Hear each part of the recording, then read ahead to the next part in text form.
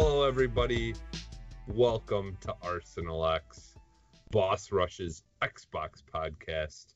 I am your host, Jesse Douglas, and I am here once again with Eddie V. How's it going, Ed? I'm so happy to be back in the building, everybody. Yes, I'm so glad to be throwing up the X. Yes. Yeah.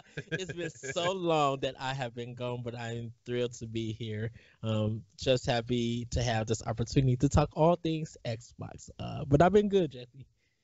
Yeah, you've kind of, I'm sure you're feeling pretty bummed a lot of the times that you can't be on some of the shows. So like I completely get it. Yeah, like, and I know, like, obviously if you listened last week, Corey popped in and joined me, and like from time to time it might be me and him, or hopefully we can have a time where maybe it's even all three of us. Still kind of trying to figure things out. I mean, I kind of got a good feel for how the show, like I want to do the show, but still trying to kind of figure things out a little bit. But I do kind of wish that we could have three people at least on the show at all times. But like, who knows, maybe here in the future we can we'll find someone else that I can have come and join on. I know my friend Pat is, like, he just needs the equipment to do it. Mm-hmm. And I've told him, don't make it a priority or whatever to rush or spend money when you don't need to be yet. But I know eventually he might come on and stuff with us as well, and he would be perfect for the show too, because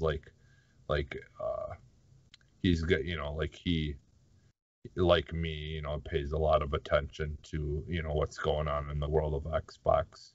Yes. A lot of the time. So yeah, he would be good for you. He's got a PS5 and a Series X. He's one of those lucky ones that has both, and he's got a computer and stuff too that he uses, and a Switch. So he's all next gen or last gen or whatever. He's got it all. He's current gen prepared. Yeah. Yep. Exactly. So yeah. Before we get into what we've been playing, I just wanted to touch on something. So Ed, you I believe you watched the Love, Death and Robots on Netflix, right? Not the new season. Not the new season, but you did watch the first one. I watched the first one. Yes, I didn't know. I was waiting for the new season I think it dropped last week. Yep. Yeah, I think. And I think what happened is I missed it because of Castlevania. Oh, okay. Because I think those both came out. Yeah, that same. Yeah, and I knew that season 2 was coming because they tweeted about it, and I didn't know it was gonna be that quick. Yeah. Well, I think the reason it was that quick is because they didn't have as many episodes. I don't think this time around as last time. Yes. And some of them are pretty short. I think one of the episodes I think is only like 15 minutes or something, or maybe even shorter than that. But yeah, because I watched them all in like one sitting, because they're all pretty short, which, I mean, is fine. Overall though, I like the episodes that we got in this season, and I won't like spoil anything or any of that, but just kind of like in general, like I liked the episodes, like, don't get me wrong, but there's something missing that I feel like that first season like really did a good job of, like the humor and I mean, there was some humor in some of the episodes in this season, but like overall, like it was a pretty decent, it's some pretty decent episodes little clip things, but I still feel like there like a lot of those that were in that first season were just so good, like just really really good little clips. But yeah, they're the first episode is pretty good and interesting. It's that one's I would have to say it's probably got the most humor in it. um but Is the whole season out? well, see, that's the thing. I don't know if maybe that's why there's not as many episodes. Is like, yeah, were they maybe putting half of the season out and then put the next half out later? I don't really know, like, because I want to say there was only like 6 episodes or something. I'm gonna just look really quick here, but I want to say there was only a couple of episodes. There wasn't a whole lot. And again, I don't like, I don't know if it's because they're released half and then they're gonna release another half or what. Here, I'm just kind of looking it up, but well, while I'm looking it up, is there anything that you want to talk about that's been going on this week or anything? I know it's been a lot a lot of just working. Um.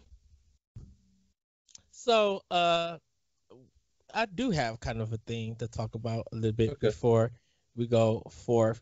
So everybody know that Starfield, Bethesda's new IP is only going to be, I think it's rumored to only be Microsoft exclusive.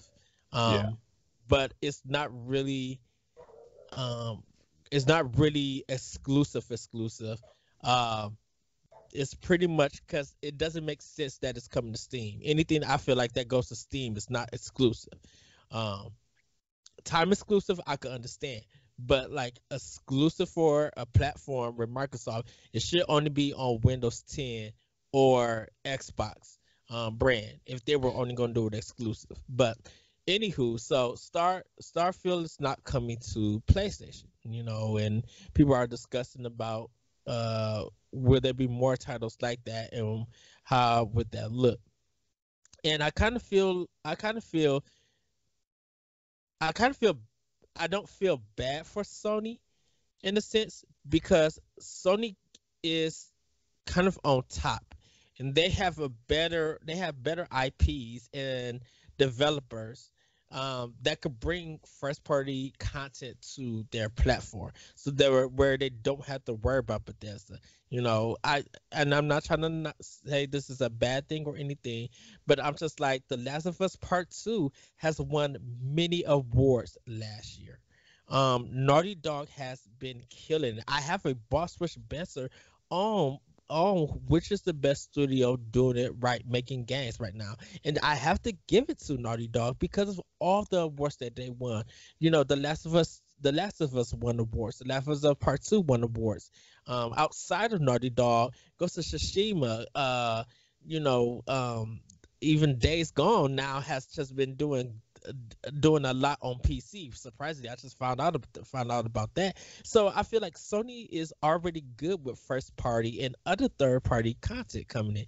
They're not missing anything from Bethesda, in my opinion. I think after Deathloop, if they don't get another game besides probably the Indiana Jones game, um, if we'll see what that happens with that. I don't think that Sony is going to miss out, and I don't think gamers are going to miss out. If you got a PC, you can play that game. If you got an Xbox, you can play that game. We don't even know what Starfield is at this time, and hopefully Hmm. I'm saying the game right. Um, Hmm. we don't even know what that game is about, and so even if once we find out what it is about, we'll probably say, okay, yeah, Sony really is gonna miss out on something. But I'm like, Sony has a lot of IPs that they could bring in. Like they got the Warhawk franchise. If they want to if they want to reimagine Warhawk to be their version of Starfield, they can if they want to. Um, I don't think it's just a big loss for Sony or anything. Bethesda, though, on the other hand, they got to prove that this is going to be worth it. You know, Hmm.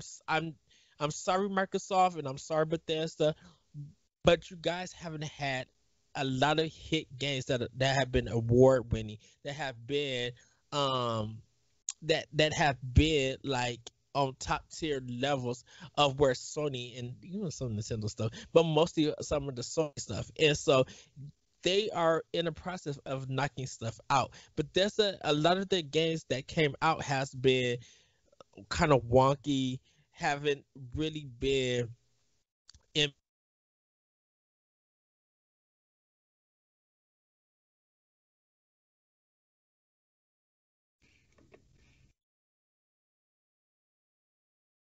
but it got dominated by Animal Crossing. And so Bethesda got a lot that they need to do.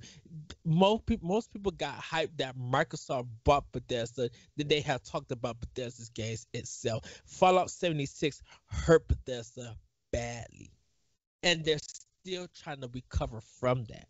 So at this point in time, I think Sony fans are like, in a sense, they're kind of in a better position than Bethesda Microsoft is at this time. Yes, I am speaking on our Xbox podcast, but it's just crossed my mind that Sony is not missing out. Bethesda and Microsoft got to work hard to get to where Sony is at when it comes to games and developers and stuff. Yes, you got a big developer, but their games have not been hitting compared to other developers.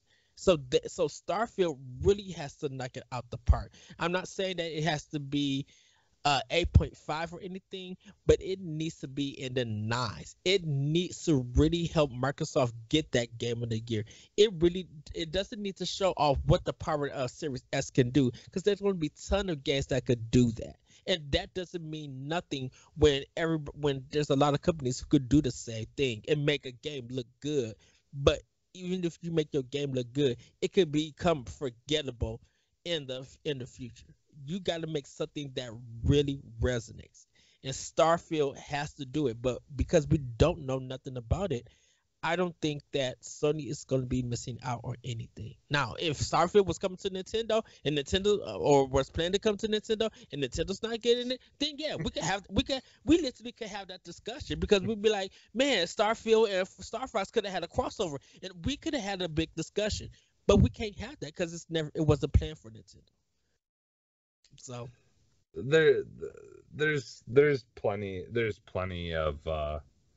plenty of time yet, Ed, to start making those assumptions that Bethesda being with Microsoft, that Sony's not gonna be missing out. The thing is, like, we haven't even got, like you said, we haven't even gotten to see anything yet. So like, I think it's a little too early to start assuming that game isn't gonna be something that people are gonna want. But I mean, we'll find out soon here. Because like, the thing is like, yeah, I mean, maybe Sony isn't missing out, but at the same time, I see an awful lot of people who were getting all upset that Starfield wasn't going to be coming to PS4. So, like, uh, do you I'm hearing feedback of myself. oh, do you hear me? You're Oh, Yeah, yeah, because I think your mic. Did you adjust something on your microphone? oh no, I didn't. No. Oh, okay. Okay.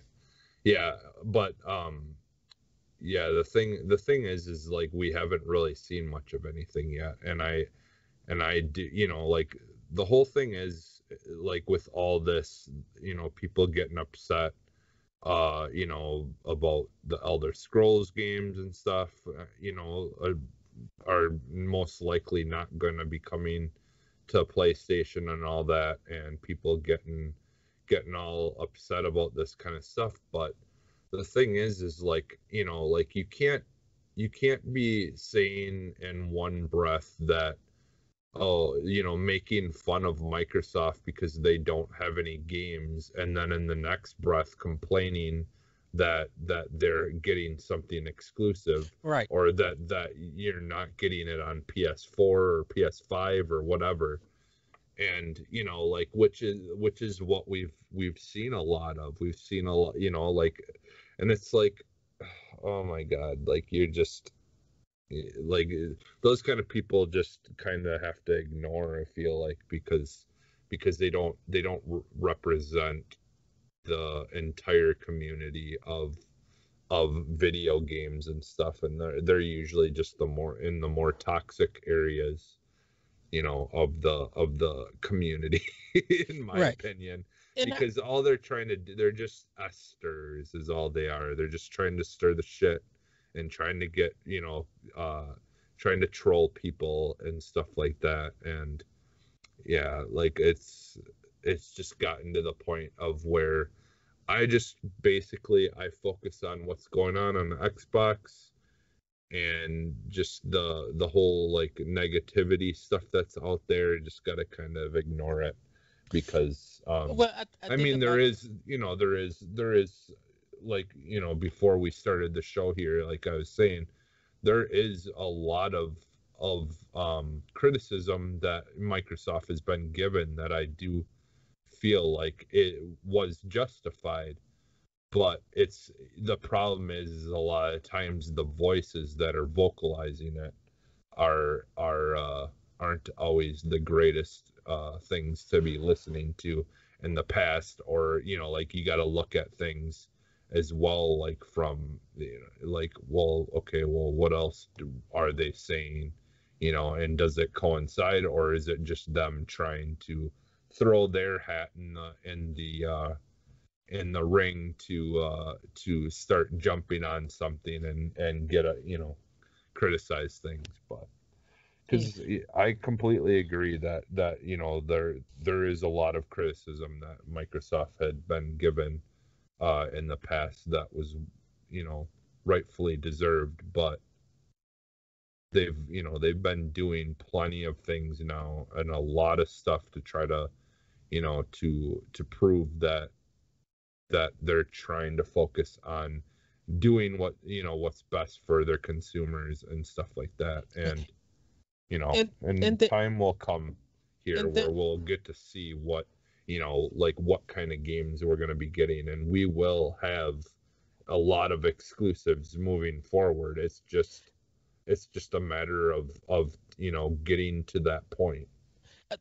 they've been working on getting their portfolio. I would give them that with buying studios, and giving other studios that they acquire, or they started up, games and everything, and certain Hmm. titles. It's just that I think with I just think that with Bethesda themselves, not saying they are a bad company or anything, but just a lot of their current stuff hasn't been hitting or in anything. And I believe that with Starfield, sorry, sorry about that. I really hope that Starfield really showcased that this is why we purchased, why we were purchased by Microsoft. This is why, with the money that they gave us, we were able to create this world. You Hmm. know, it could be industry or genre change. It could be all of this stuff. Um, but I hope that if they make hopefully if they have ambitions for this game to be a big bestseller because it's a Bethesda game, you might have another thing coming. What's going to happen is that it's going to be best playing game on Game Pass, but it won't be the best selling game for Xbox. And I understand how Microsoft is kind of going in that direction and everything, but I'm like, you need to put it out there where this game is really worth the purchase, um, or even really worth the subscription along if you're not an Xbox Game Pass member. If Microsoft decided to be like, we're not putting this out on physical or digital, you only can play it as Game Pass, you might get new subscribers to come that uh to that service. But that game has to really deliver.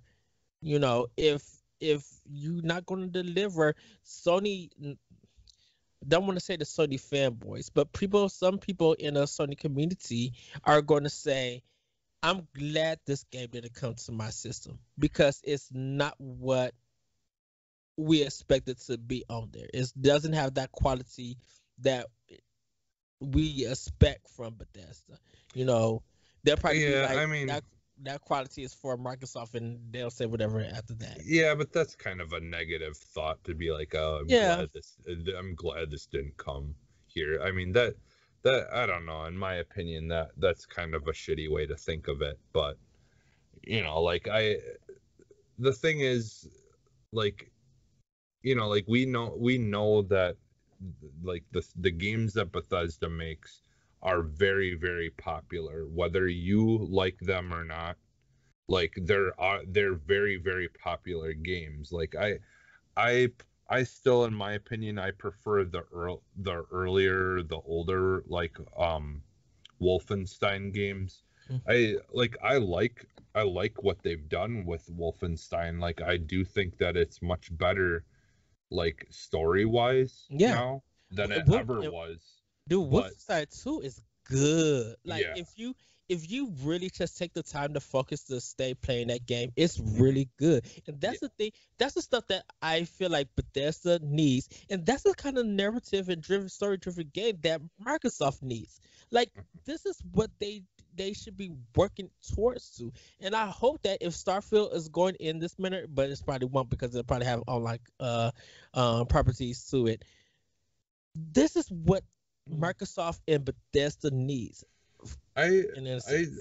I I mean, like, and we'll get into this because yes, well, yeah, we'll get into this a little bit here with kind of what we have our show focused around today.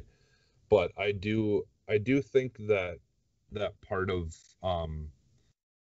my thought with Starfield is that it's going to be like a little bit more like almost like their take on like a Mass Effect type kind of game where it's going to be a very story driven game that's kind of like just like their games. They're more story driven games, but it will just be more of that sci-fi setting versus because like they've got the whole like old school, like killing Nazis kind of thing going on, and Yeah. Wolfenstein. And then with Fallout, they've kind of got the whole like post-apocalyptic kind of thing going on. And then like I could definitely see them doing like something similar to that, but it's more of like their version of like a sci-fi, like Mass Effect, or like even like oh god, what is it called now, the game that the people who made, I don't know, but yeah, the just like a more sci-fi version almost of like a mix between the two of like Wolfenstein and Fallout, where it's like very story Uh, driven, but it's also like are you about talking about exploration. No Man's Sky? No, I'm thinking of what's the one that was like the other Obsidian, the one that Obsidian made, essentially, Oh, which the is Outer essentially, Worlds. yeah, Outer Worlds, like they like essentially they, like something. But I don't think it would be like that. I think it would be more along the lines of like doing something like a Mass Effect that's a little bit more on the Wolfenstein side, where it's much more story driven versus the exploration type stuff, like because I'll be honest, with Fallout, like Fallout does something that a lot of people like. I mean, I like a lot of what Fallout does, but my Hmm. my only setbacks with Fallout is always just been the like that there's just too much fat in it, and some of that stuff just doesn't need to be there, in my opinion. It's just like busy, like busy work, I guess, or like like a lot of, it's not really grinding, but it's just like I don't, do we really need to be able to pick up every little single thing that you can find in a map? Like, I No. mean, I guess that there's probably are people who love that they can just pick up anything and everything that's laying around, but like I do think Outer Worlds like did a much better job of that, of still giving you that option, but Mhm. it's not like you're filling your inventory with just tons of useless crap that isn't even worth anything. But yeah, I and I think that them being with Microsoft, I do think that there will, especially with them, having to really try to prove themselves. I mean, like just the fact that they still like, we always come back to this, but the fact that they didn't have any games coming out, and they they delayed Halo for a whole nother year. Like, I mean, in my opinion, that's a move that says that we are really trying to make sure that when we release these big, name things, or these, Mhm. these games that we feel like most people will be interested in, that we really need to make sure that it's a good product before it comes out. And I honestly think that that's why we haven't gotten a lot of games, as they've kind of been hesitant to The, just release something just for the sake of releasing it. they have followed the Nintendo rule. I try not to bring Nintendo up as much as I can, but Nintendo would not say nothing about a game. They're not gonna show anything, or they're not gonna talk about anything until they feel like that is ready. Until they feel like it's polished enough that they could give some information and be ready to put it out, because they know that CGI trailers do not do a game justice.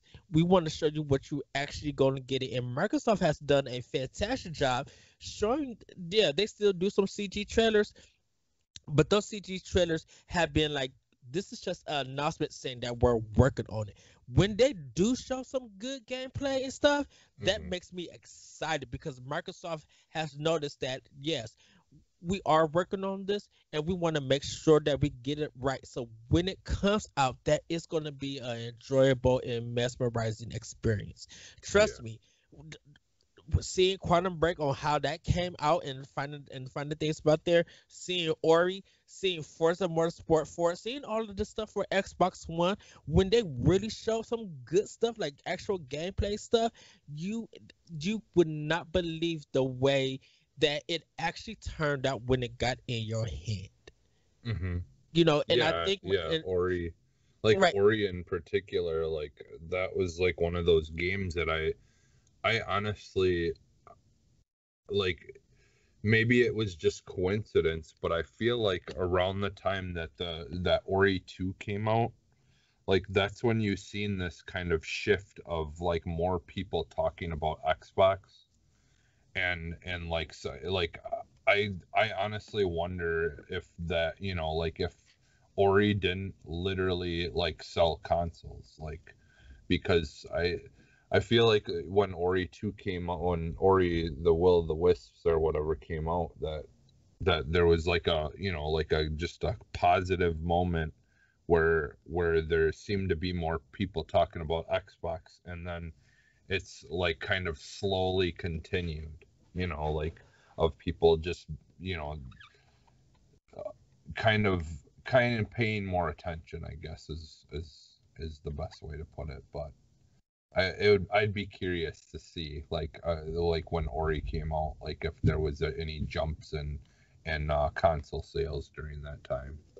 yes. So that's just my thought about it. Um, Yeah. And I'll leave it there. I guess. Yeah, I mean, hey, that was, it was a good conversation, but so yeah, but we'll jump into what's in our arsenal, or what we've been playing. Is there anything in particular, Ed, you want to talk about that you've been playing? Yes, I have. So I have picked up the Mass Effect Legendary Edition Oh, for nice. Xbox One, and I am playing Mass Effect One. So, and shout out to LeRon from Crossroads host. You guys support him, uh, and the PlayStation team. I finally did a mission with the Mako. That was my really big concern in this game, Yeah. and it controls worse than the original game. Hmm. So it's not floaty. It controls like the cars in Grand Theft Auto 4. And I was just like, no. I mean, they're not bad, but dude, I was just only trying to drive. I hit the directional pad straight up, and the Mako started singing how dry I am, how drunk it was by going left and right. And I'm like, what are you doing? I'm just pressing up, and it's going left and right. Like it's terrible. And I'm like, I gotta deal with this, and so I still got a mission to do. Well, luckily you can switch it back to classic I don't controls. want to switch it back to classic controls because it's garbage there too. Like I But you don't. said it's worse, so why don't you change it back to? No, I mean I could tolerate this one, but I can't go back to it. I just thought that they were improved the mechanics. I'm like, you guys made Need for Speed. You guys have car mechanics in other games that you have gotten right. Why is this terrible still? Why does it still play this way? You guys, and by I'm speaking more to Bioware, I should say. So let me apologize for that because I'm thinking of EA. Hmm. BioWare should have been playing other games to find out which control mechanic would feel good to lock down for the Mako and adjusted their stuff to there.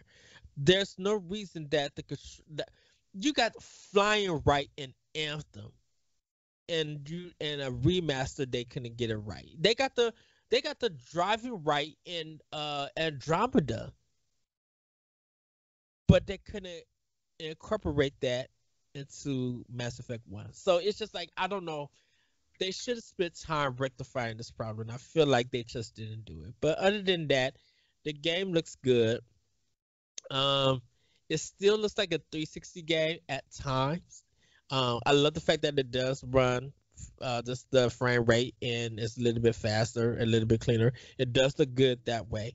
Um, and I'm playing it in HDR.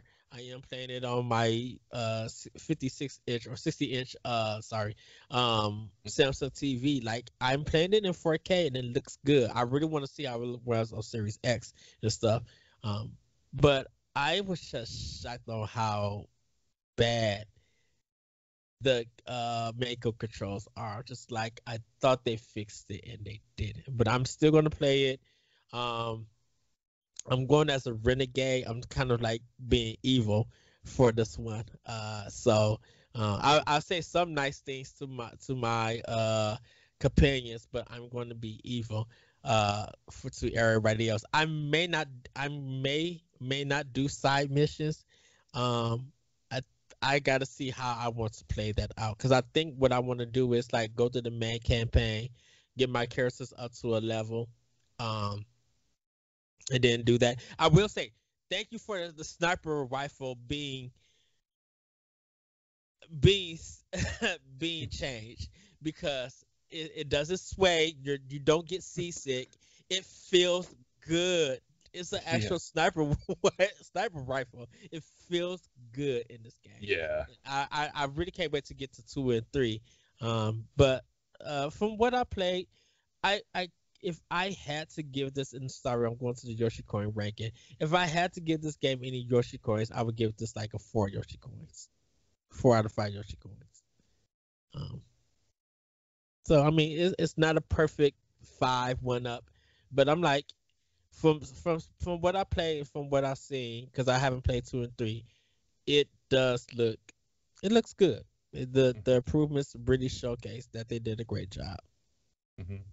Yeah, and I mean, from what I understand, most people's favorite in general is the second one. But yeah, yeah, I've kind of been hearing, a lot of podcasts and stuff have been talking about it and stuff. I've never really played like fully any of the Mass Effect games.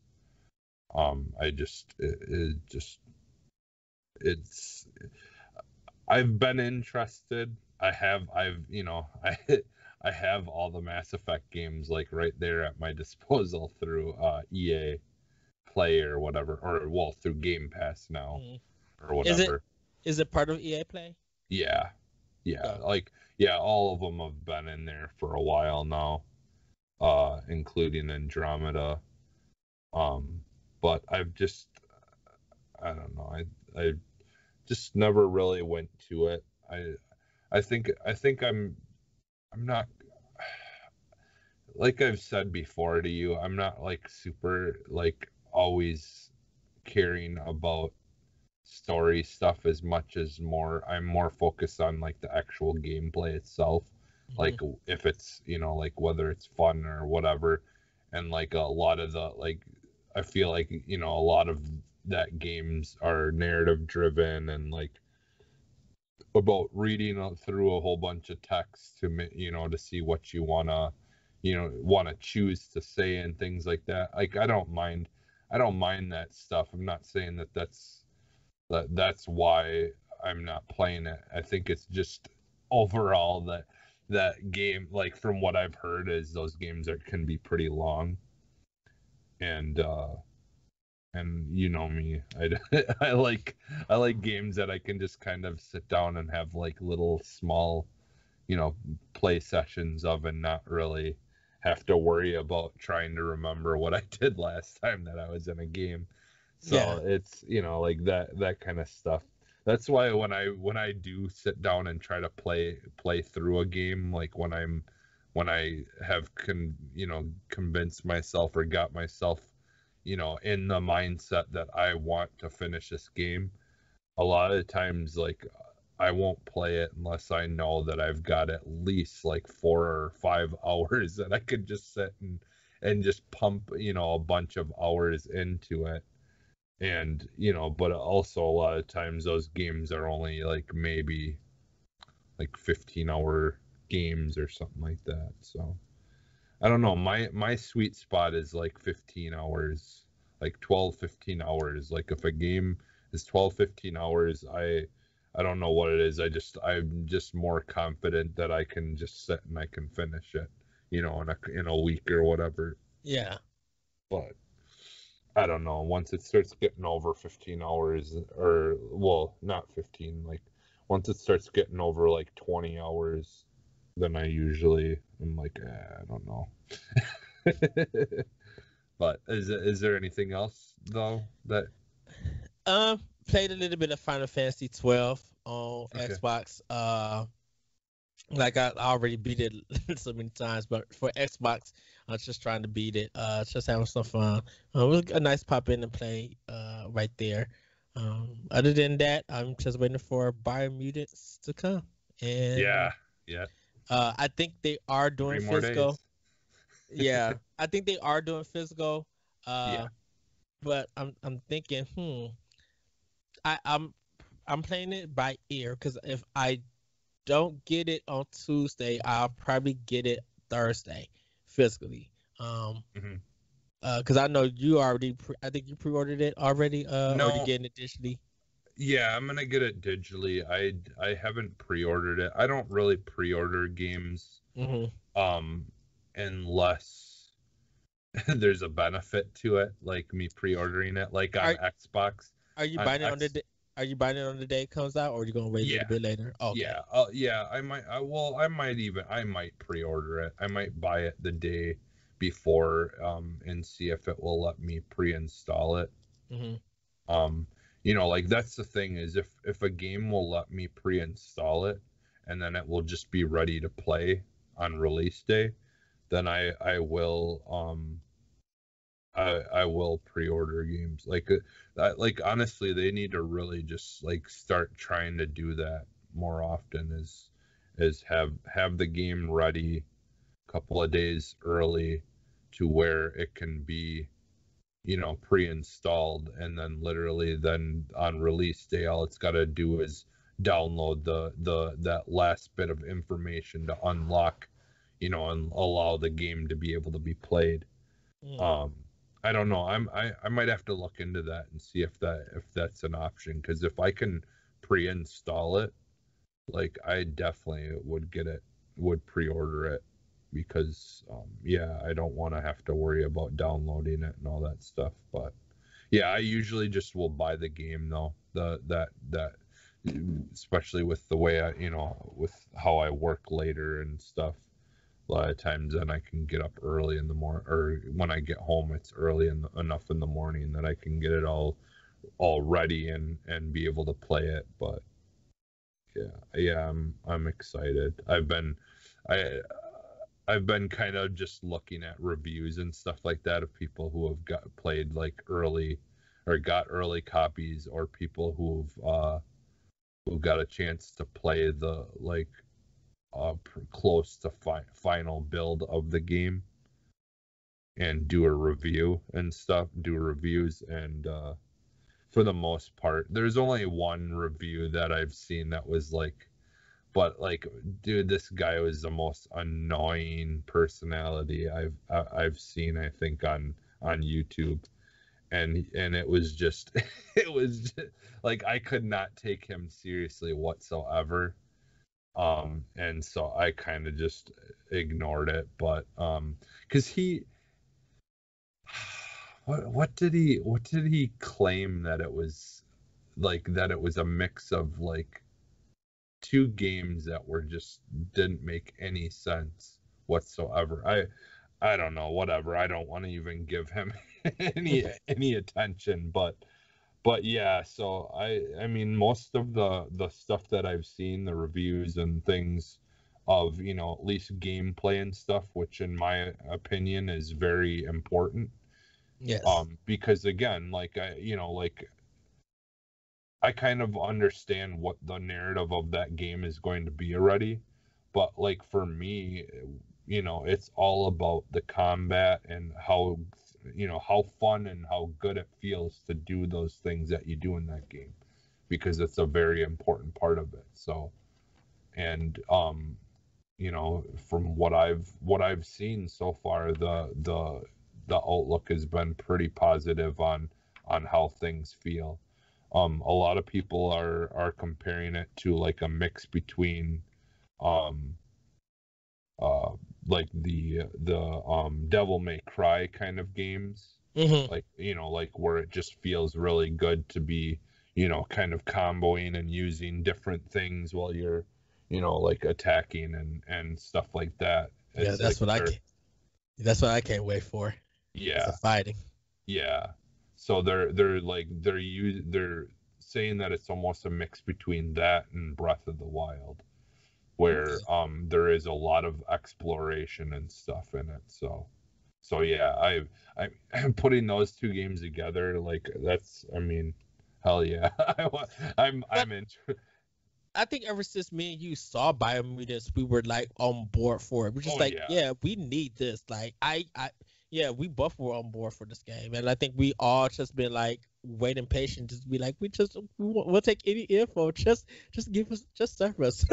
Well, this is my thing, is like, obviously we do need, games like Horizon Zero Dawn, and like Halo, and all these games that are supposed to be a little bit more serious. But like, I think what really interested me about this game is it just seems like a fun game. Like it, like some of the people also said that it's like, or I think it was, yeah, one of the reviews that I watched actually said they didn't put Breath of the Wild as they said that it's more like a mix of like Devil May Cry and Ratchet and Clank, like it's got that feel of, like Ratchet and Clank, where it's just very fluid, and and you just kind of can go around and do all kinds of searching around these areas and stuff like that, which Ratchet and Clank games are great too. So like if you're comparing it to something like that, I mean that's still a hell yeah for me.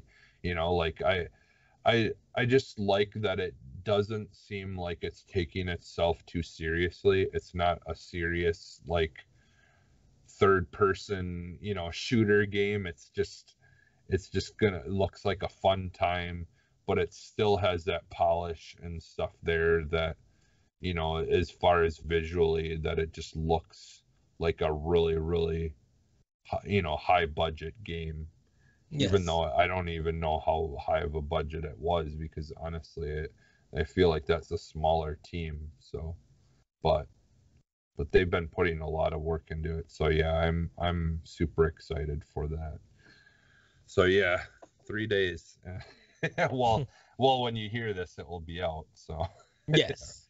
it'll be coming out that day. So on Tuesday. So all right, yeah. Is there anything else then, or is Nope. that pretty much okay? That wraps it up for So me. for me in my arsenal, I've uh per your praises, I downloaded Knockout City and gave that a try because it's on Game Pass. Uh-huh. So yeah, it's if you have Game Pass, go and check that out. So I definitely like it more than I thought I was going to, for sure. Like it is an actual, fun, just kind of very basic, but fun uh game, overall. Like I do like, they've got all the different kinds of dodgeball things that you can pick up, and they've got, each one has like a certain ability or whatever. And like, to get a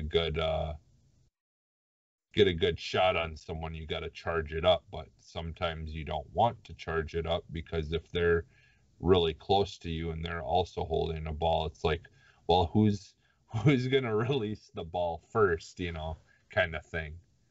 Um, which there's only one thing that I didn't notice happening in the actual matches that you could do in the beginning part, where you do your practicing and stuff. You kind of got like your hub world. Yes. Um, there's been times where I threw my ball at the same time as someone else did, and they didn't hit each other and cancel out.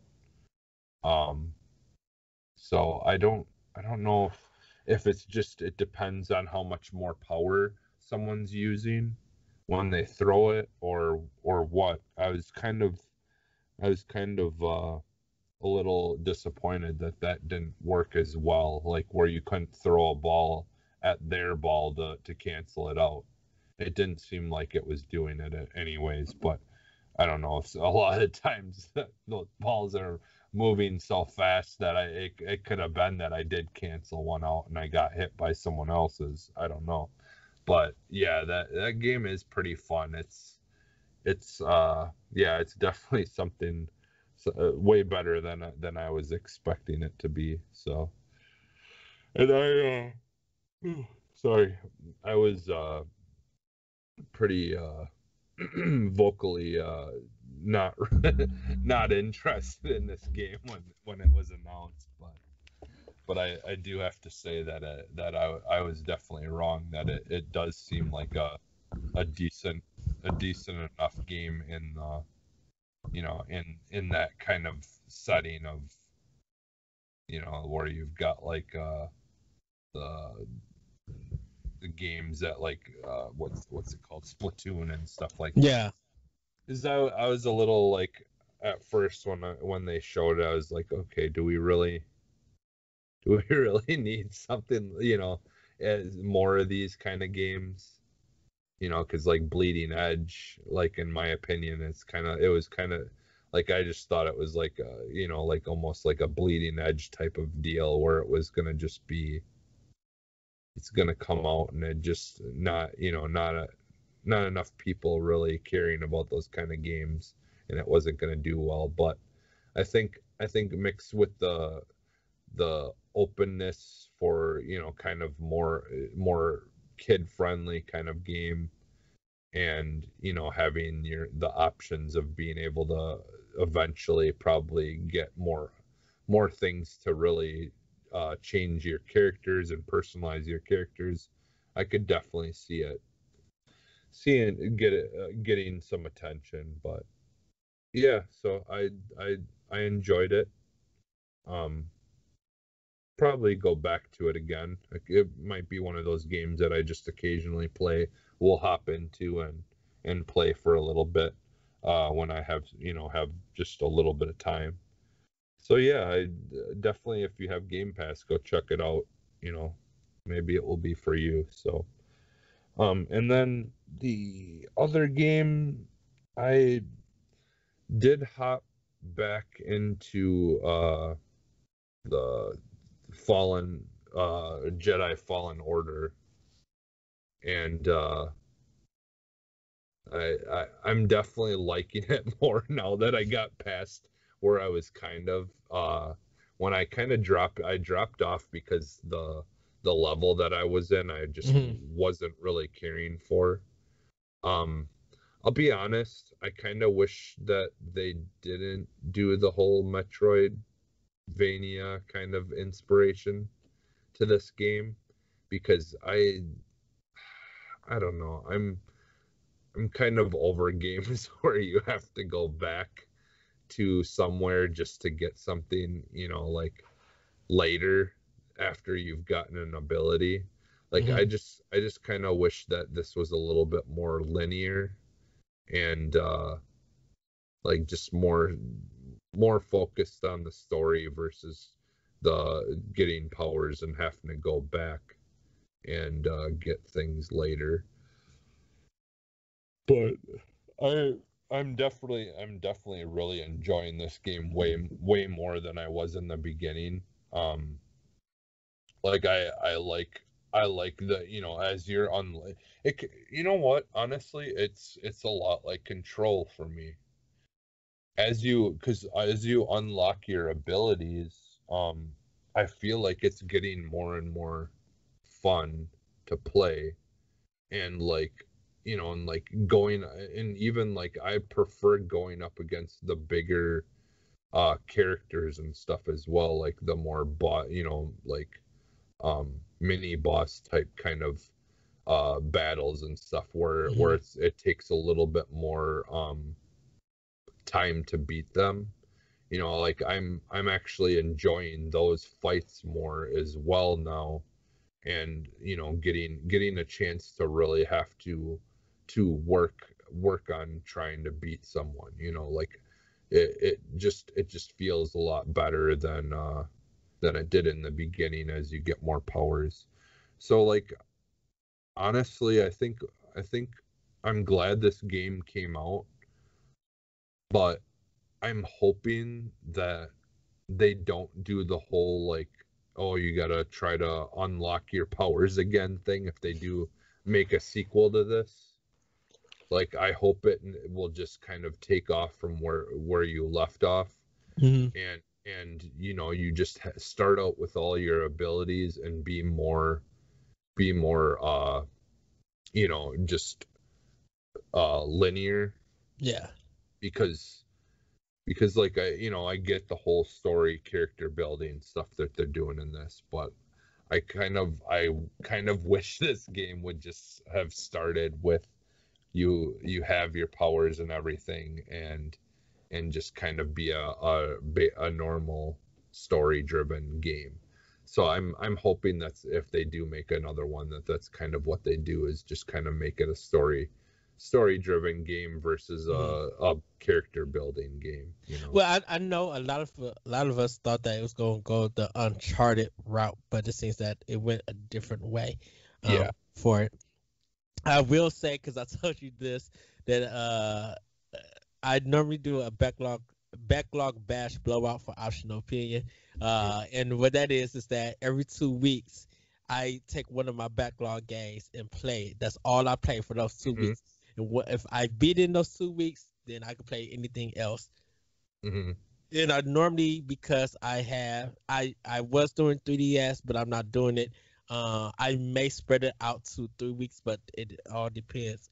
I play one game for Xbox, one for Switch, and one for uh PlayStation. So I think for this year, I think I'm gonna do Jedi Fallen Order. It's been so long that I played it. I had this game for Black Friday. I Yeah. installed it, played about 45 minutes, and that was it. So Yeah, I definitely, it's definitely a game that I think people should play. Um, like, and I think it's just, it might just be me, like it might just be like, I don't think that most people will probably drop off of it, mhm. but it's, how some things can just at the wrong time or whatever, like it just, like if you're not fully, invested in something at that moment, that that might, you know de- determine the outcome of how you feel about a game, even though, like, had you played it at a different period in your life, it may have, hit you completely differently. Yeah. Like, that's kind of how I feel. What was the issue with this game is, I think, just at the time when I first started the game, I just, I don't think I was ready to quite jump into it yet. But now, like, I just kind of, for whatever reason, is like, you know what, I really want to finish this, like, actually finish this game and experience it. And I think this time around I was just ready to play it. Mhm. And so yeah, like, I'm really enjoying it a lot. Like, like, anytime I've sat down recently to play it, I've put like at least 3 hours in at a time. So yeah, like, I'm really enjoying it way more again. Like, and now I'm like unlocking more powers and things like that. And like, I just got to the point of where I have the ability to pull stuff with the Mhm. force instead of only push.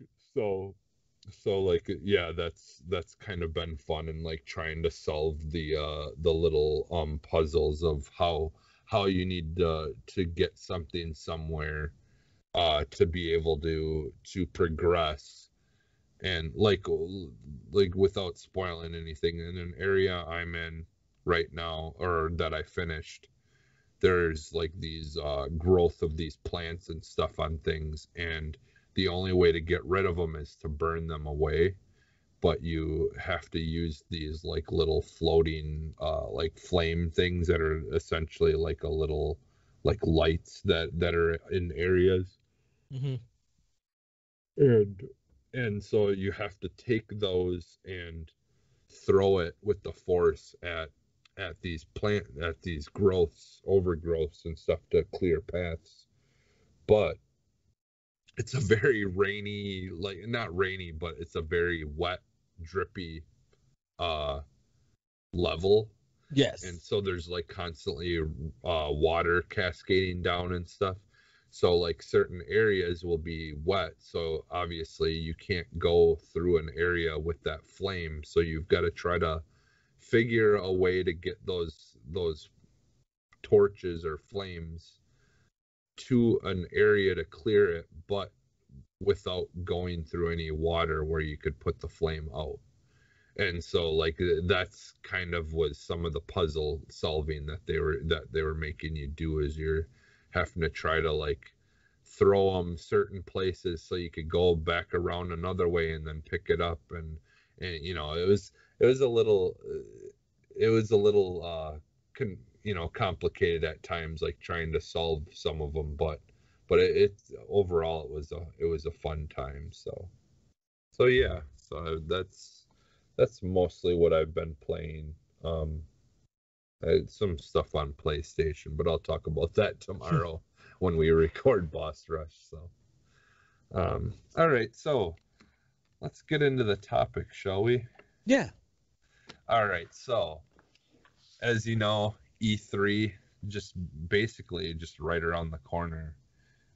So this episode we're gonna kind of have it our E3 episode, and we're just gonna kind of go over some thoughts, some predictions, maybe guesses to like when or how shows will be done, things like that. So why don't we start off with the shows in general of just like what we think of like when they're gonna have them, like what order for the Xbox and like Bethesda stuff. Like what are your thoughts? Do you think that maybe possibly we could see Bethesda open up for Microsoft? Well, it seems that they're both going to be together. Yeah. So, I think Sunday definitely would be the day that they show everything for Microsoft and Mm-hmm. Bethesda and probably all their other developers. I feel like it may be, this is going to sound weird, but I think it's going to be a 2 hour show of digital presentations. And hopefully, like, I know when they've been doing their digital presentations, like on Switch and stuff, they've been breaking things up and offering it and stuff. I kind of hope that they do less of the breakdowns and more of the trailers and stuff, and then they could come out and be like, "Hey, I'm the director of the initiative, and this is how Fable or no Perfect Dark is looking." Da da da da, and then Mm-hmm. go on. Like don't spend it too long where you need like someone to come in and like talk about 2 or 3 more minutes and stuff. I just hopefully everything gets broken down because they're going to be showing some third party stuff. I know that, but you got a lot of indie stuff. You got a lot of their developers. Everyone's going to be looking forward to Halo. Everybody's going to be looking forward to Hellblade 2. Like the games that have been announced, that have been shown, we want Mm-hmm. to see. I personally want to see State of Decay 3. They had Yeah. that trailer was awesome last July, and I would Mm-hmm. love to see what kind of game ideas they have for this game. So Yeah. I think it's gonna be like 2 hours on a Sunday. Um, Yeah, I what do you think we could see Bethesda actually start it off and then like so because I do think that they're still technically I think they're still gonna be their own they're like they'll have their own Bethesda show, but I think that that they'll do the Bethesda stuff and then that will lead into to Microsoft like doing the overall like announcements of Microsoft stuff. well, it says the two companies are confirmed to have a joint showcase during E3 2021. That's confirmed by head of Microsoft Studios, Oh, Matt okay. Booty, in a recent interview with a French publication. So Okay. Bethesda could open it up, and then more Microsoft will come and Yeah. show. Yeah.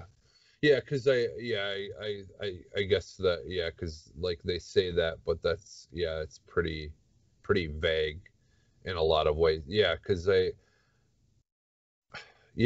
guess yeah, like you could see it like where they just kind of like have alternations even of like like they'll talk about some Microsoft like as a whole stuff and then have some Bethesda stuff and then some more Microsoft as a whole stuff other stuff and then have more Bethesda stuff but like I don't know why but I almost would rather they do like yeah like Bethesda like like it starts off as the Microsoft thing and then Bethesda kind of just goes over all of their stuff, and then it kind of leads into Microsoft, like all the other stuff, and just kind of bleeds through. Like you still have maybe some Bethesda stuff later on in it, Hmm. but just kind of like Bethesda starting it off. Like I think that they would probably be a good idea to maybe start it off with Starfield stuff, since that's in the news quite a bit recently. Starfield has kind of got people's attention. So like maybe started off with some Starfield stuff, and then like you get your Hellblades and seeing some of that stuff. I agree with you. Like and I mean Nintendo, when it comes to like showcases and stuff like that, Nintendo for the most part is like the top tier when it comes to doing that stuff. But Yeah. I do have to agree, those times when they like talk about like Smash for it feels like forever, and like that's most of the show. Like those are usually when I start to tune out, and I definitely don't want them to do something like that for any of Yeah. these games. I want them to obviously talk about these games, and I want to get a good feel of what the product is going to be that we're looking forward to. But I don't, like you said, I don't want them to focus too much on some of the stuff. And like and because that's the thing is, like we have a lot of games that have been announced and we've gotten concept trailers for, Yeah. like you were saying for State of Decay 3.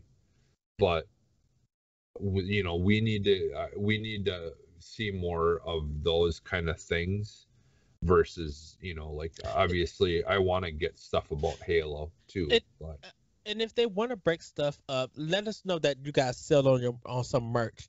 Let's know you got some sale on some yeah. games. Show us what's coming in the future for Series X with a controller or something.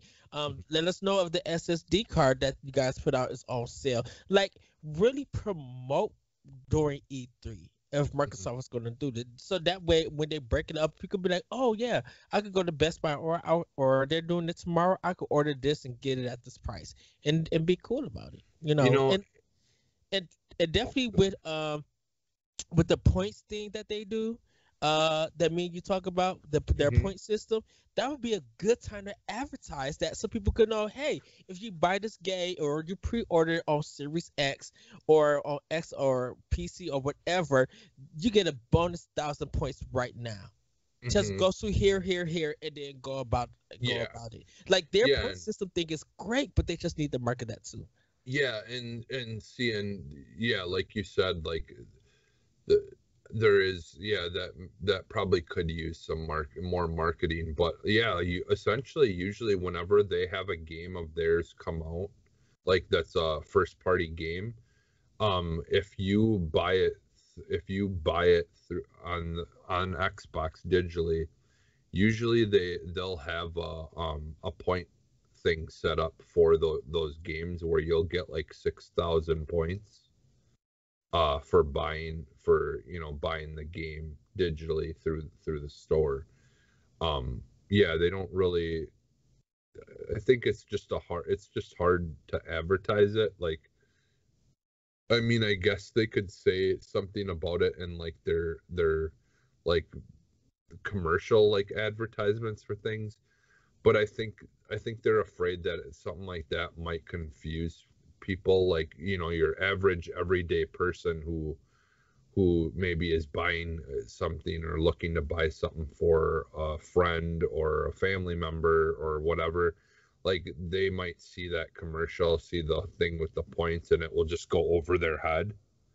I think unfortunately it's just kind of a thing that either you're interested in it or you find it or you don't. And there's I mean, because I feel like they try to do their best to advertise it, at least on like the front page, on your Xbox, like when you're on your Xbox, and they kind of have the little window things that are Hmm. that are telling you about things that are, events or specials or sales, or like all those kind of things. They try to do that occasionally. They'll try to put in there, like they'll say, hey, like pre-order this game or whatever, and then sometimes it will bring you to the points thing.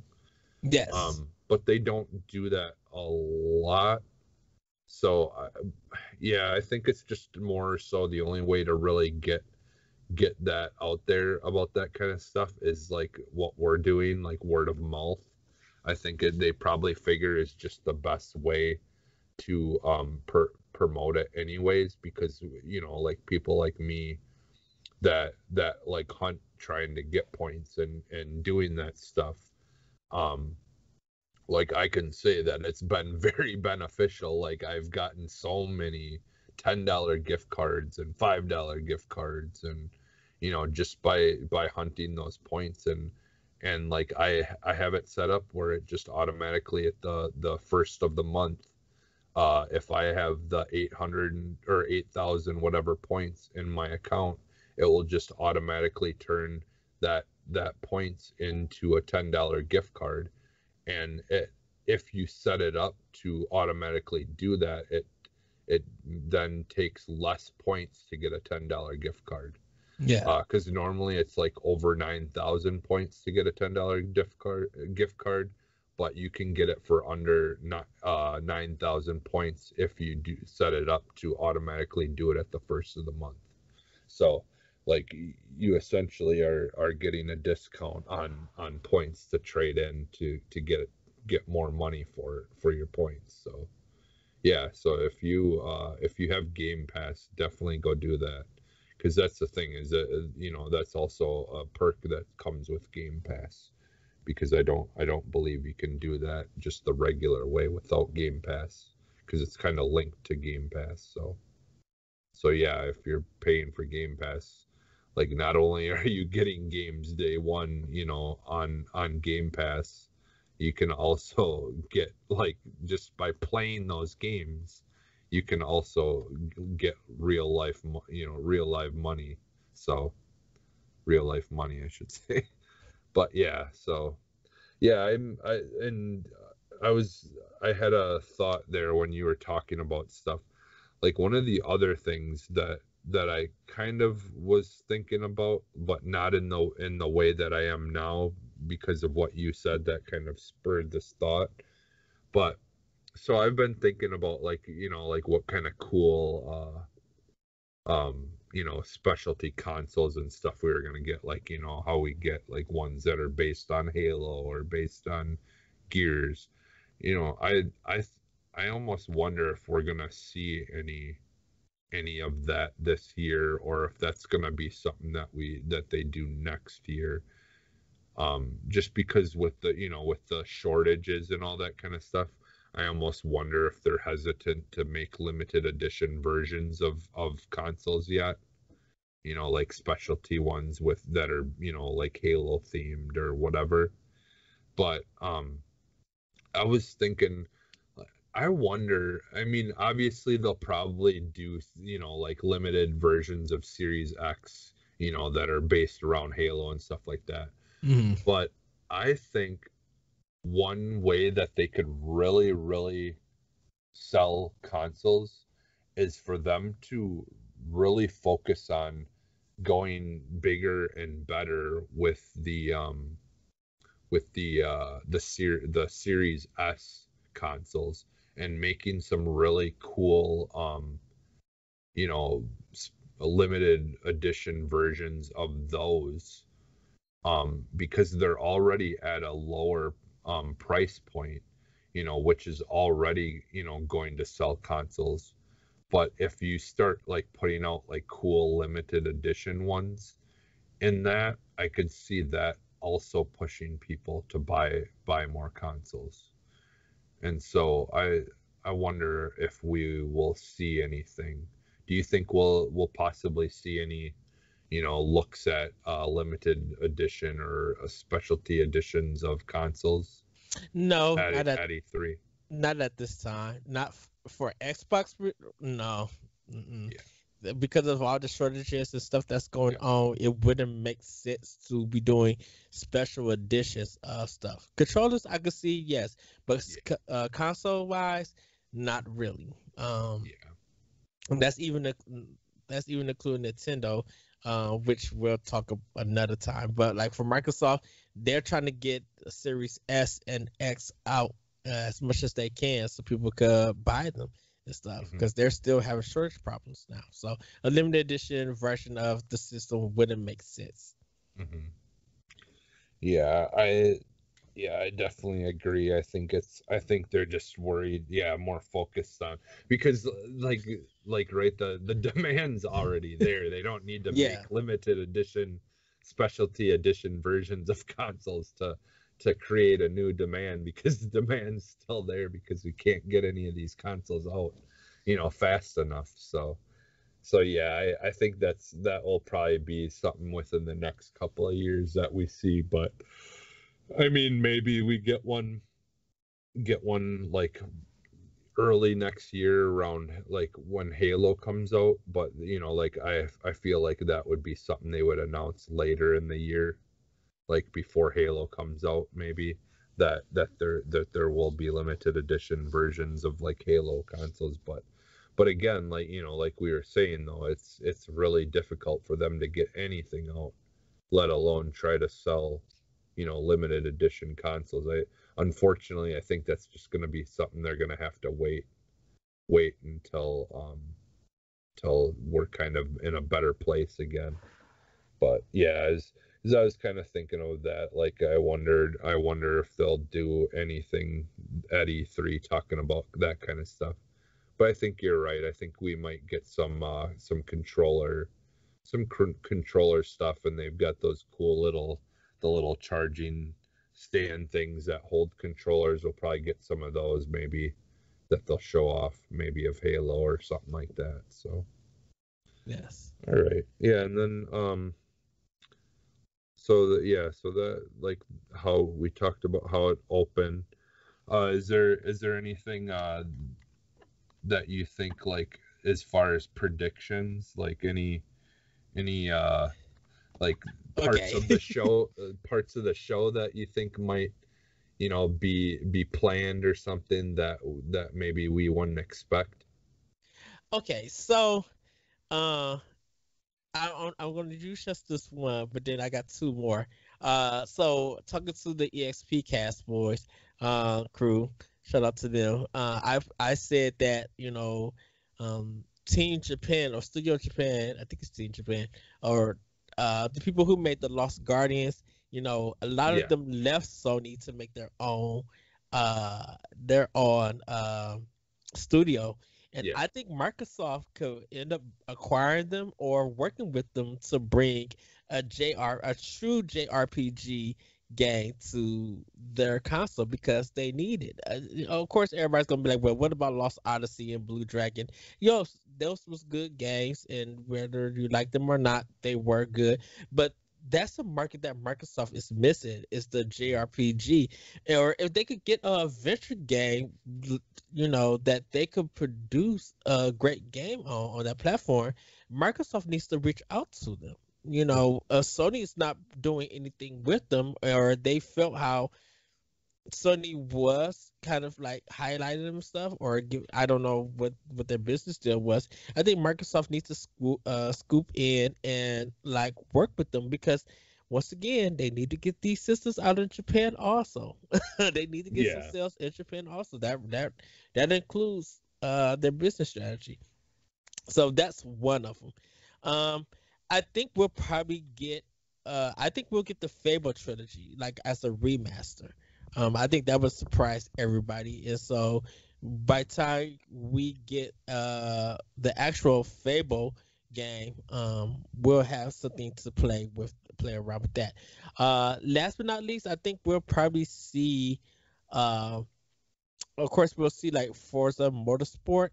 Um, but I think they're gonna have some cars in there. I think there's gonna be some cars that, like maybe five cars that are straight reveals that these companies that they work with to get in the game haven't shown to the public yet. And I think they're gonna be so much dope cars. And I think this time, electric cars are gonna play a big deal. Solar power cars will play a big deal. I think yeah, they're going to they're going to add a lot of kind of different things to this game for it and everything. yeah, uh but they definitely, like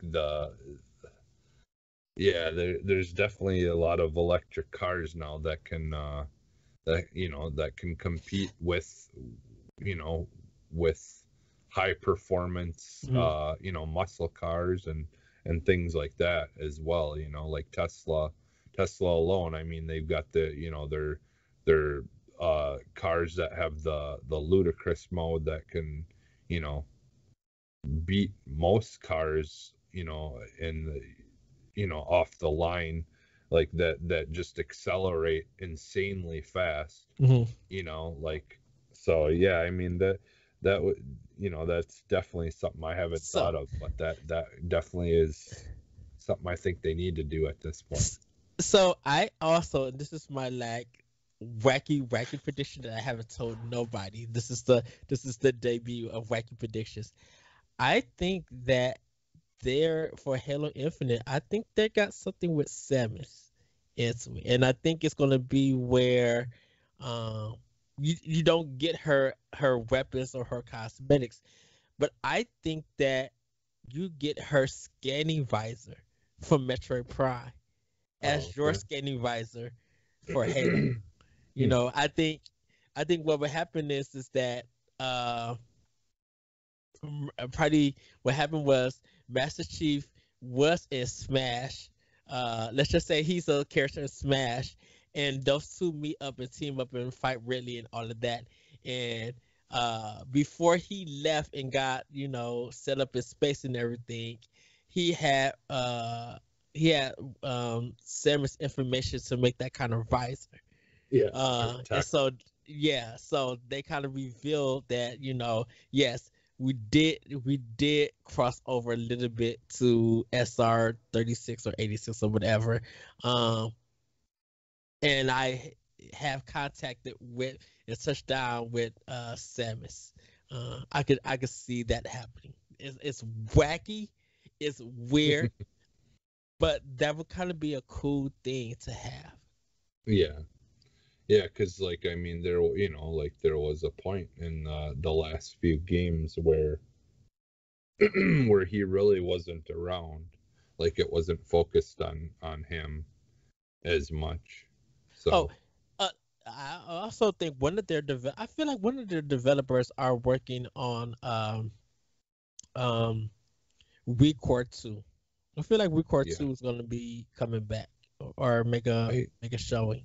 yeah, or I could see it. I could see like them doing something similar to like what happened with Prey, Yeah. where they just maybe reboot it already, like they like maybe have someone kind of stick pull all the good things, because I'm gonna be honest, like I know there was issues with that game in the beginning, and I completely understand why people would not want to play it, with those issues that they were having. But having played it, after all that, like years later, when they released the newer edition of it or whatever, that game was a lot of fun. Like I re-downloaded it after Returnal came out. It made me want to go back to that game. Yeah. I actually downloaded it again, and I plan on trying to go back to it and hopefully maybe even finishing it. Because I'm a good chunk into the game. I'm pretty far in, but um it just kind of was one of those situations where other things came along and I just kind of left it by the side to come back to some other day. But yeah, Returnal came out, and like I didn't really think about it at first, but yeah, there is a lot of similarities to what Returnal is and what Recore is. There's some very similar like mechanics and like boss type kind of things and all that. So yeah, it made me when Returnal came out, it made me want to go back to that game. But yeah, that would be cool. I definitely would be all for another Recore. Yeah. Like I know like the vast majority of people it would probably just groan at the thought of it. But that's the thing is I my only worry is too many people don't give give some of the stuff that they release out a chance. Like, just think, have a preconceived notion of things. Like, I just hope enough people have kind of gotten past that, been able to determine the difference between Microsoft, a few years ago and Microsoft now, like that they're just different, and you need to, give the stuff that they're releasing a chance. And because a lot of it is going to be new. I mean, I'm sure they're going to have a lot of new IPs that that you're going to have to just try them and see whether it's something you like or not, but yeah, like a Recore 2, like I would love that, but I don't know how the rest of people would take that. Yeah, I mean, if you if you'd be happy or excited for a Returnal 2, I guess let us know in our Discord. Which, by the way, I just wanted to say that this too, like if you listen, and you definitely go to our Discord and stuff. I did create a place where people can put their questions if they have any questions or things that they would like to talk, us to talk about on the shows. Definitely go leave them there, and because I would like to bring back some more, stuff with the community being able to ask questions and have some interactions with the show. So yeah, definitely go to our Discord, and it's just is it Boss Rush Network on the Discord? I forget, because no, Boss Rush Games. Yeah, Boss Rush Games.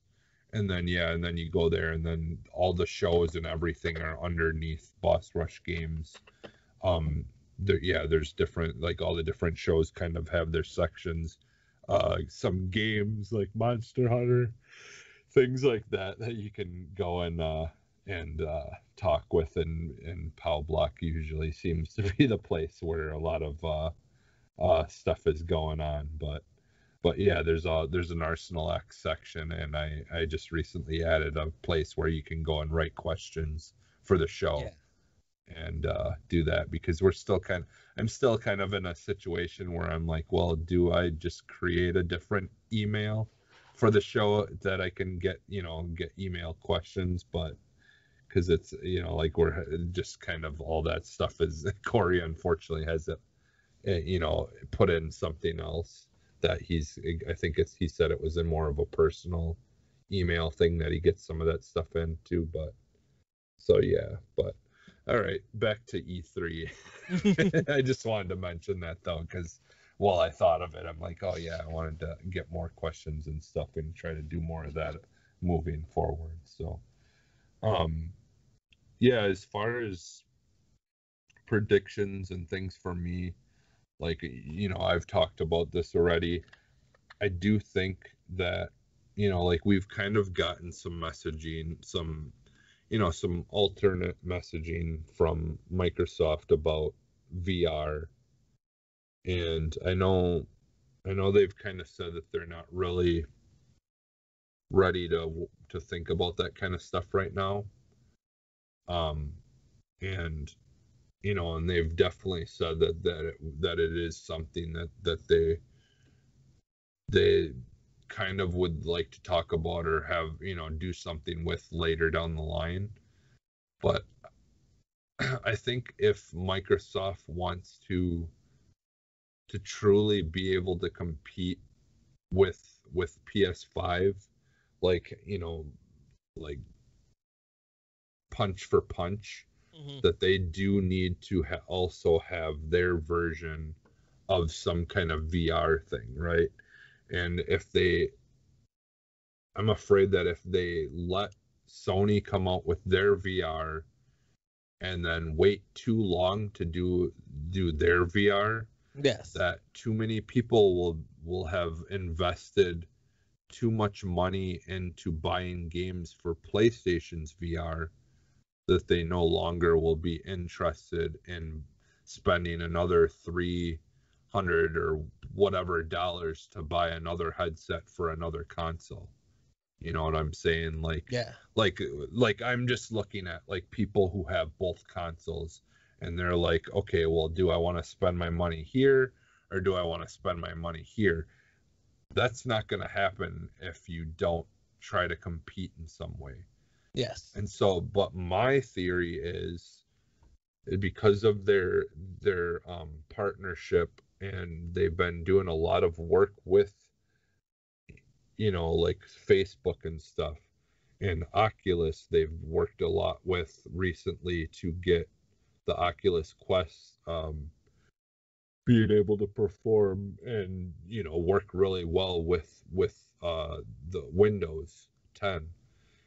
And so I think that what we could get is literally them talking about VR, but like it would be as simple enough that if they could get Oculus Rift or Oculus, I mean, 2, Quest 2 to work with the Xbox, that eliminates them having to worry about making their own headset and stuff like that for the time being, right? Like, I mean, that they could, like, later down the line we could get something maybe that they make for that's theirs for the console. But I think the best way for them to do it would be to come out and announce their partnership with Oculus Quest or with Oculus or whatever, that there'll be a couple of headsets that can work with the Xbox, and that they're you know, partnering though with Oculus to make some games that would be exclusive VR games for the Series X and Oculus. You know, like they still, that would still stick with their whole, you know, like we release our stuff on PC and on Xbox, right? So like they would have games that you could play only on the Xbox or you know, on PC. And and then that would also give them the option to have those, you know, games that have the VR modes and the things like that on Xbox, and you'd be able to play it through the Oculus Quest. Um, and then my other thought about that too is you could possibly, that would be another place for them to potentially put Game Pass on the Oculus Quest, where you don't have to hook the Oculus Quest up to your Xbox to play games. Like some of those games you could, but they'd have like the Game Pass on the Oculus Quest, and you'd be able to, if you have Game Pass, there'd be games that you'd be able to download and play for free on the Oculus Quest, and be able to like have, like, possibly if they're games that you can play on Xbox as well, have like have the possibility of, you know, if you're on the go somewhere and you want to play, you know, untethered, you want to play it, then you can you pick up where you left off on your Xbox on the go on the Oculus Quest 2. So so in general, what I'm saying is I think that we might get something about VR, but it will be a slow thing. It will be them just kind of announcing a partnership with Oculus, and that the Oculus will be able to be used with the Xbox. But I don't, you know, like I think it would be a little bit of time down the road before we'll see like any kind of like headset or anything for Microsoft themselves. Um, you know, that would just give them an opportunity to get their foot in the door.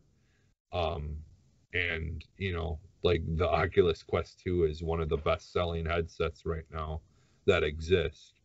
So, I mean, you have so many people, it's such a big install base already that, It would just be cool for people to be able to use it, not have to have a big beefy PC Uh-huh. to use to be able to tether it to, that you could actually just plug it right into your Xbox. So that's one prediction, is that I think that they will announce something about VR, um, but it's not going to be something so much on their end and more so of a partnership. Um, the other thing, one of my other predictions is that I think that we will get, we're gonna get another possible acquisition or partnership with a um with a developer or a company. I don't. I'm still contemplating. I don't think it's going to be an acquisition. I think it's going to be more of a partnership. And I know we've kind of talked about this already, but I do think that they do have something planned with Sega. Yes. I know a lot of people have been clamoring for this for a long time, but I could see them announcing a Jet Set Radio, a new Jet Set Radio game, for the Xbox I can see only, that. Yeah. like exclusive to, and that would be maybe one of many exclusives that are from a partnership that they announce with Sega. So, because I don't know. It could be an acquisition, but I think it would benefit Microsoft and Sega to just have like a really good um partnership, Yeah. like where they like where kind of like Switch and Nintendo has done this a lot of times, where they have companies or studios that they don't own, Hmm. but that partner up with them, and they do a lot of really big exclusive games for their Platform. platform. So Yeah. like because I would like, you got some of the other Sega games that are on other consoles and stuff like that. But I would like to see like a really really strong partnership between Microsoft and Sega, and and that's kind of something, like, again, that I said that a lot of people have been talking about. A lot of people have thought it was going to be an acquisition, but I think it would benefit both of them well enough to just have a good partnership, and Right. have that kind of that that help from Sega to kind of get a push in Japan, and and then help with, maybe even help with some of the stuff there in Japan, and then Microsoft giving them money for to fund certain projects and things like that. I think that would be a really cool thing, because I do think that we are going to get more more of that kind of stuff, during this E3. I do think that we're going to see a couple of partnerships that we didn't really know about yet, and that some games are already like pretty far into development. So other than that, like, that's mostly like what I what I've been, just been thinking about as far as predictions. I don't there's been a couple of things that are a little lower tier things.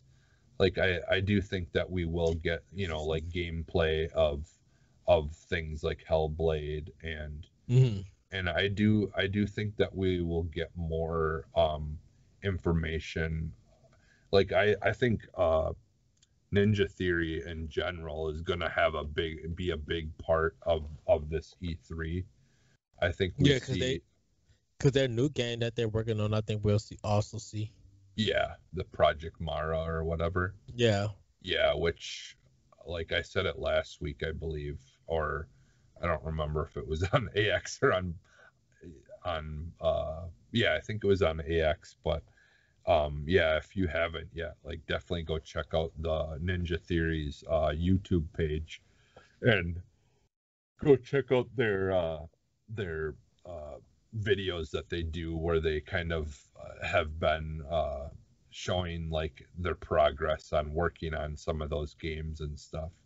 They have a really cool thing where they focus on using, I think I'm guessing Unreal Engine 5 tech, but they're like show how they're doing like a lot of the image capturing and how they're like what they're using to make like these visuals look like it's real, like Uh-huh. it's like photo realistic, and in the sense that you can like zoom in to these levels all the way down to the floor and see like dust and stuff settling on the floor and things like that.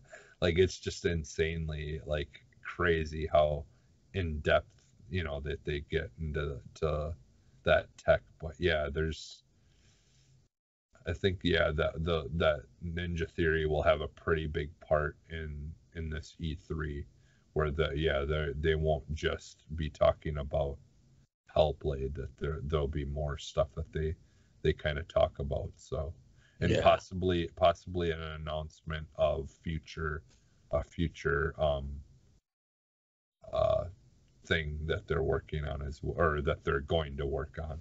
You know, Yeah. like a teaser trailer. I know. Probably like after the show, I'm thinking I'm gonna watch the June reveal and then the July reveal, just see from last year all the stuff that they show. Mm-hmm.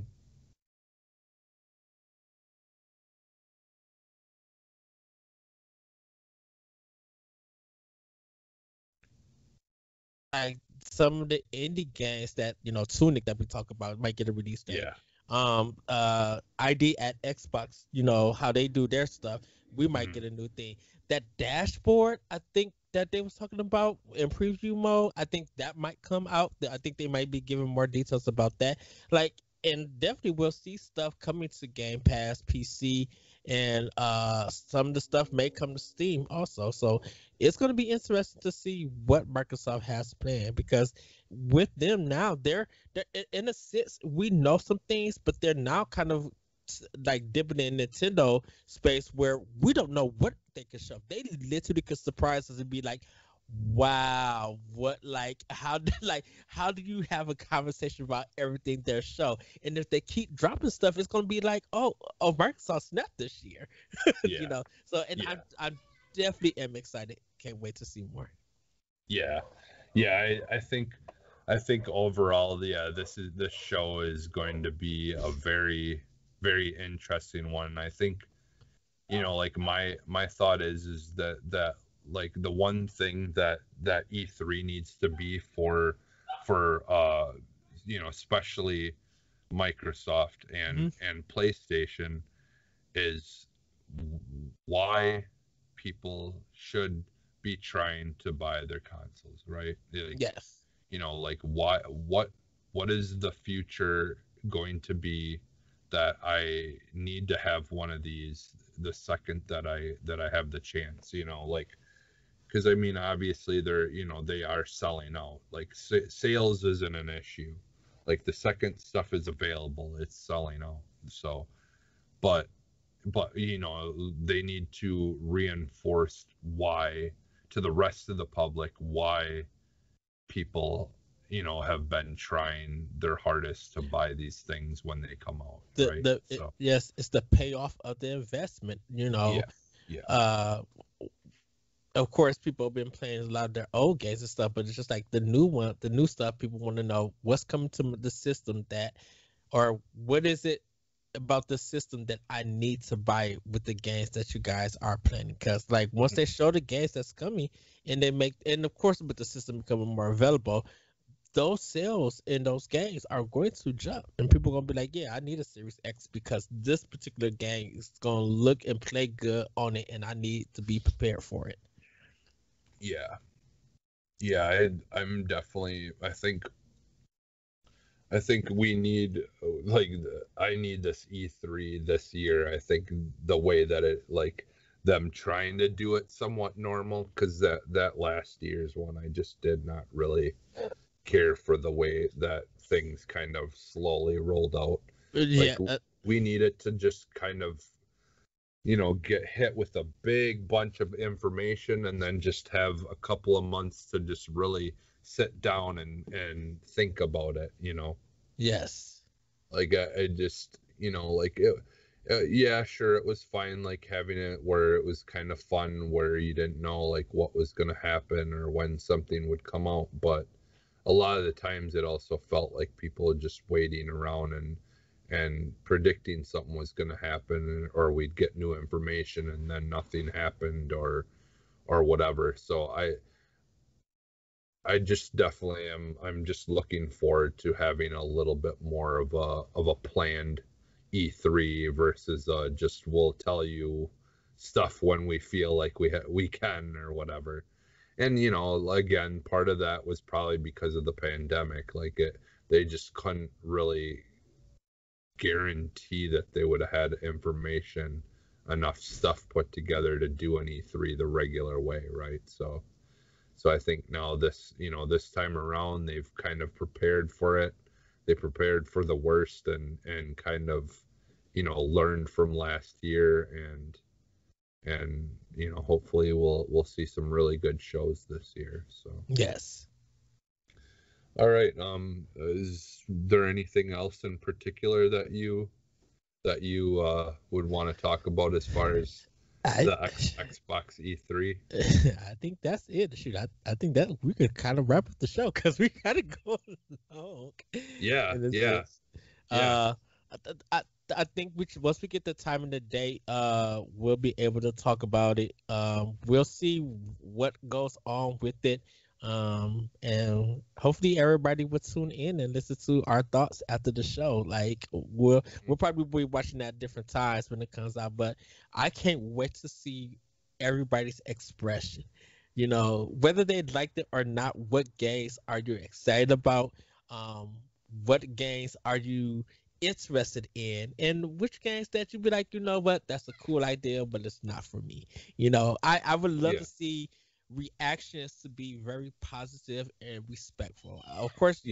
Of course, people are going to be like, that's not for me, or that presentation wasn't good. I just don't want people to say it sucked for no reason because it's yeah, not something that they didn't like or it's not yeah. for them. I don't want to see that. I want people to have fun and enjoy. And Mhm. my last thing I got to ask you, Jesse, is are you planning for a Microsoft snack attack? Like, what is your Oh, E3 free game snack yeah. attack? Um, well, you know what? I haven't made my chili, Ooh. the beanless chili with the cream Oh, cheese dip in a while. hold on. Before we go, the Frank's, was it Frank's hot dogs that you got with the nacho cheese? Oh, yeah. How were they? Oh my God, dude, they're so good. So I need to Like, go. I need to go find them and get them. yeah, yeah, they're good. They almost they almost it's weird. They almost kind of remind me of like a chili dog in a way, but Ooh. just because they have the so like when you think nacho cheese, um Yes. a lot of times you just think that just the plain liquid cheese by itself, but it's actually more of the nacho cheese, but with the like peppers and things in it, like more, it's more than just the liquidy runny cheese. It's more of like a whole nacho kind of flavor thing going on. So that's why it almost has like a chili almost, not quite, but like a chili kind of esque kind of taste to it. So yeah, but they're really good. And then yeah, the Hawaiian roll hot dog buns paired with it are really good. Okay, because I think after the show, I think I'm gonna hit up Woodman's. Of course, I'm hitting up Woodman's. You know that is not like Yeah. my grocery spot, and I'm excited. Yeah. I'd be like, Jesse, I'm hitting up Woodman's, and everybody. That's why me and Jesse like podcast over the phone and be like, dang it, Mhm. why do we record this conversation? Because it'd be so good. But yeah, as far as like I said though, like I love just, and it's simple and easy. You just get whatever kind of chips that you prefer to dip in sauces or Hmm. whatever. I prefer I like the scoops, the Fritos scoops. Like those are good. And then yeah, like all you do is you just get a can of like whatever your favorite beanless canned chili is, and Yeah, then you just pour that into a container, a glass container or something that's microwave safe, and then you just open a whole thing of cream cheese, and you just you cut it up into cubes, and then put it in the microwave for a couple of minutes, and then you just constantly basically stir it until it all the cream cheese is completely melted and mixed with the chili, and then you just yeah, you use that as a dip for your chips. yeah, It's super easy and it's so good. It's seriously like one of my favorite. But yeah, I might do that. I haven't had that in a long time now. I don't even remember the last time I made that. It has to be at least a year ago. So, but yeah, that I might have to do something like that for E3 for yeah. a snack. Yeah, independent. Like I know when I get home, it may be a late night snack, but I think I'm probably gonna do um some pretzels and the spinach tortilla dip, Oh, okay. risottos. So I might do that, and probably some Reese's Pieces, like a little bag of candy Reese's Yeah, Pieces, yeah. to sweeten it up. May of course probably have some water, but I think I'll probably do the melon Mountain Dew, um, That or some. those new ones. Yes. Yeah, the new, or are you talking the what's it called? What is it? Major melon or something Yeah, like Major that? Melon. Yes. Oh, okay. Like, cause have you had their energy drinks? Then those Mountain Dew energy drinks? Okay, which one is it? Is it the Rise one, or is there? Yeah, yeah. Rise. Is that the? There's like 4 or 5 different flavors. And it's like in the silver. Yeah. Yep. Okay, no, I was wondering what they were. I'm like, are they like? I didn't know what they were. Yeah, yeah, it's a Mountain Dew energy drink type kind of thing, but it's more of like a standalone thing. Cause, Like it's by Mountain Dew, but it's not labeled as like a, because I think it's trying to be more of an actual energy drink versus cause they the, have right. Cause that first kick is Mountain Dew, yeah, but they have yeah, another one. The Rise yeah, is a different one. Okay. yeah, Yeah, yeah. I've been wondering about that and just haven't tried it. So yeah, I think I'll pick one up and give it a try. Yeah, they're pretty good. The I've had, I think, 2 or 3 of the flavors. I can't remember what the exact. I want to say the one was a mango one that was really good, Ooh. and then and then I had the it was like a blue raspberry one or something like that that was really good too. Yeah, yeah, but they're good. If you come across them, definitely give those a try. They were definitely a good alternative to the all the other energy drinks that they have out there. But yeah, Yeah. yeah. So but yeah, we'll end it with that, and we'll throw up the X